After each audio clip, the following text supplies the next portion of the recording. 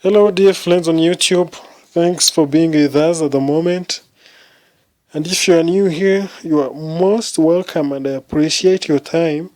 So please remember to come to visit us most of the times and don't forget to subscribe to our YouTube channel, Urugano TV, that is always here to update you reliably.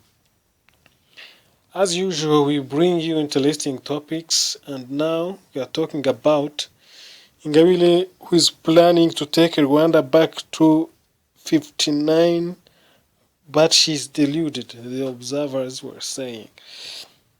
The self-proclaimed democracy and human rights activist Ingabire Victoire Umuhoza has taken to social media platforms in a campaign that news analysts are saying is meant to sanitize the criminal acts of her past. Recently, details have emerged how Victoire Ingabire, a child of genocide perpetrators and ideologists, was inherited it herself through her own activities. She has well been actively involved in schemes hell-bent not only on destabilizing Rwanda, but also reviving the politics of extremism that go back to 1959. Different Rwandans have been roasting her on social media platforms like Twitter and Facebook. Ingabire claims that when she went to Europe in the Netherlands, it was to seek refuge. The truth is that she was in Europe on scholarship of the old genocidal regime of Habyarimana, and she got a scholarship due to her mother's close ties with the regime. Her mother, Teresa Dusabe, a nurse in Butamu, had an affair with Habyarimana's personal doctor, Akinjane, who then facilitated her to get a job in the finance ministry. Those that know his family are certain that is how the daughter of Teresa Dusabe, Muhoza Victoire Ingabire, secured a Dutch scholarship in 1992. While Ingabire was in the Netherlands, however, the LPF had battered and defeated the genocidal regime during the 94 genocide against the Tutsi.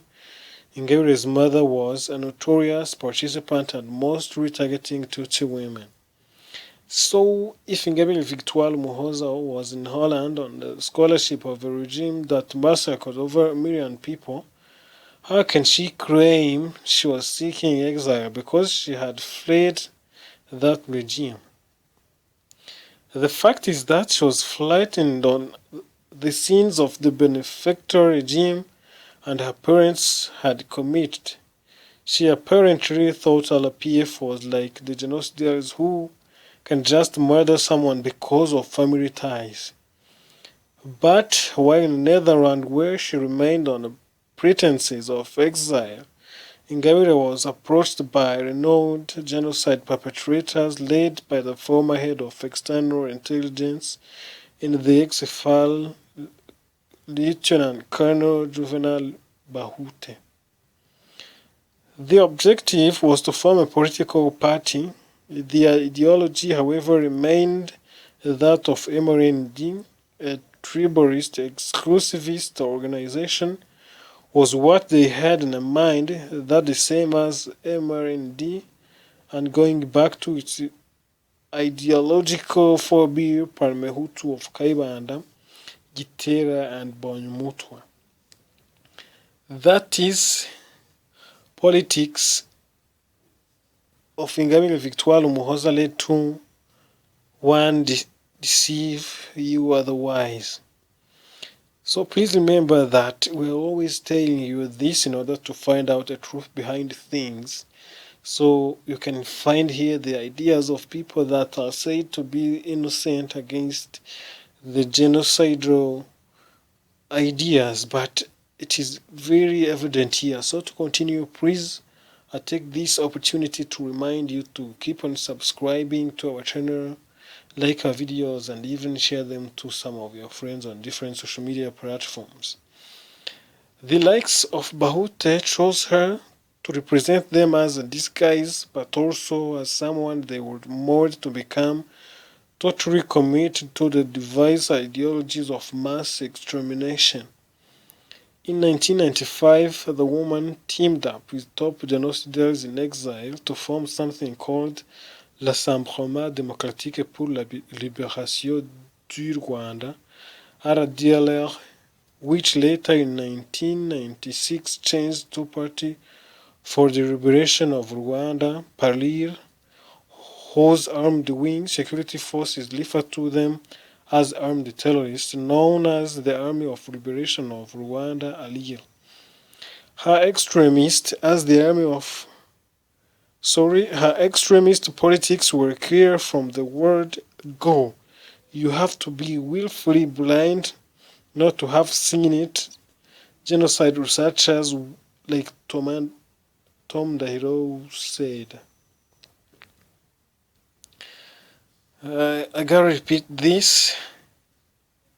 I'm very sorry that I've been leading this somehow badly.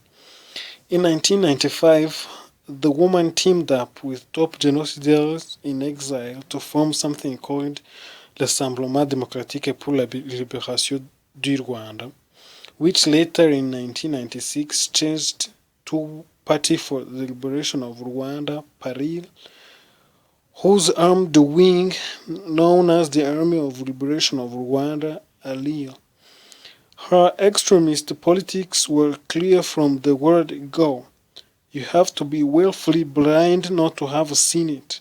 Genocide researchers like Tom Dahiro say. Ingabire remained in the top leadership of these groups as they perpetrated terror in eastern DRC, even as they changed names. In March 1997, Ali rebels attacked from eastern Congo into Uganda's Buindi forest, killing 8 tourists, 4 Britons, 2 Americans, and 2 New Zealanders. The US Department of State blacklisted Lalil and slapped sanctions on it. With such international heat, the weary Ingabire and others in the leadership of this cutthroat outfit changed its name. On 1st May 2002, the terrorist outfit became Democratic Forces for the Liberation of Rwanda, the infamous FDLR, which its armed wing named Force Combatant Abacunguzi, simply FOCA in short. The Dutch police provided supporting evidence to Rwandan prosecution of Ingabire's involvement in the establishment of these terrorist groups. Also, one Specios Mujawayezu testified to the Dutch police about having wired money to Major Omugamiye K. Dieudonné on Ingabire's behalf. After the Rwandan military defeated the different insurgencies by Alil from 1996 to their final defeat in 2001, Ingabire then found a new political activism or human rights. It was just a facade as she remained as a committed of ever to terrorism. In 2010, Ingabire returned to Rwanda. Immediately,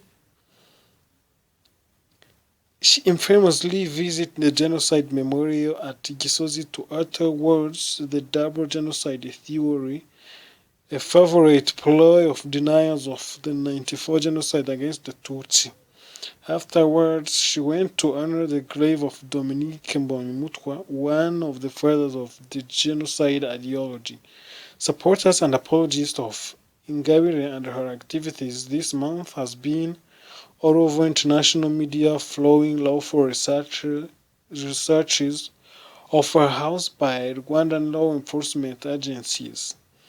Rwanda Investigation Bureau conducted the research as a part of investigations on Ingabire's activities and terrorist groups operating outside Rwanda. RIB had good information about Gaston Munyabugingo, one of Ingabire's associates, who was arrested while attempting to sneak to DRC, according to RIB spokesperson Marie-Michelle Muhoza. Ingabire, who in late 2018 was released from prison, as the recipient of the presidential clearance after serving half of the 15-year term, seems restless. She thinks it is her mission to take Rwanda back to 1959, but she is deluded, said Mwene Kalinda, an influential Twitter commenter. So this is the end of our topic. I send my gratitude to you for being with us at the moment. Hope you already subscribed, liked our video, and you were gonna share it to some of your people on different social media platforms. Thank you so much for your time. Bye.